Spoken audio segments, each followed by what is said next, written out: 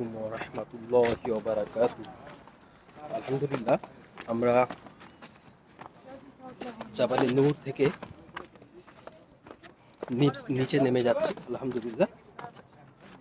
তবে একটা কথা বলতে চাই যে জাবালে সৌরের উচ্চতা প্রায় ৫,৪১৩ ফুট। তার তুলনায় এটা অর্ধেক প্রায়। তো এটা অনেকটা খাড়াই।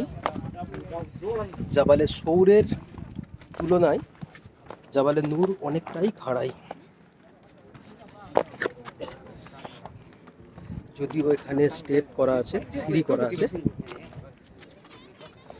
তবুও এখানটা অনেক উঠতে কষ্ট,